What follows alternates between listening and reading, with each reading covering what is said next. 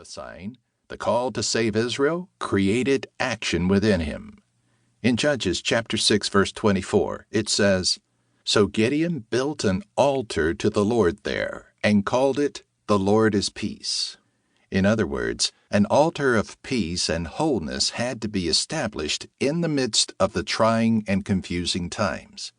That same night, the Lord gave him instructions to tear down his father's idolatrous altar to Baal and build a proper kind of altar to the Lord your God on the top of this height.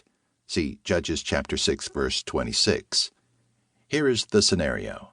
Baal, the most prominent idol mentioned throughout the Bible, was the demonic ruler of Canaan. To destroy Baal's altar, along with the Asherah pole beside it, was certain to incur the wrath of Baal's worshippers, as well as anger the demonic presence. This action was a bold declaration that the ruler of that land was being dethroned. But Gideon obeyed God. At night, with 10 of his servants, he tore down the idolatrous altar, built a new altar to God, and made a sacrifice upon it. The next morning, as he expected, the townspeople were furious and demanded that Gideon be put to death. His father made the logical argument that if Baal were a god, he could defend himself when someone came to break down his altar. The people were silenced, and ultimately Gideon led Israel into battle, gaining freedom from the oppression of the Midianites. It is time for a generation of Gideons to arise and change the course of nations. We must have a generation that tears down iniquitous altars. To remove the evil, we must have a generation that builds altars filled with God's uncompromising fire. It is not enough just to overthrow and defeat the powers in a region. We must then build God's plan of worship. This book will help you understand how to build an altar so that the renewed fire comes to God's people. Dr. Alemu Beeftu, my co-author for this book, has established the key to seeing a nation shift. He is a man of God from Ethiopia with one desire: to see the fire of God sweeping through nations. We will explain how each individual altar is built to contain this fire. This altar is a place for presenting our sacrifices of worship and praise. The altar of God is not an ancient concept, but a necessary element in our worship today.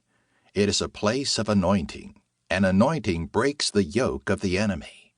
The altar is a place of overcoming. The altar is a place of daily communion.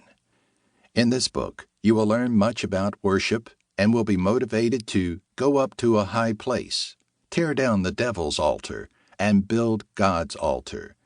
Now is the time for our generation to build God's altar so that his fire may fall.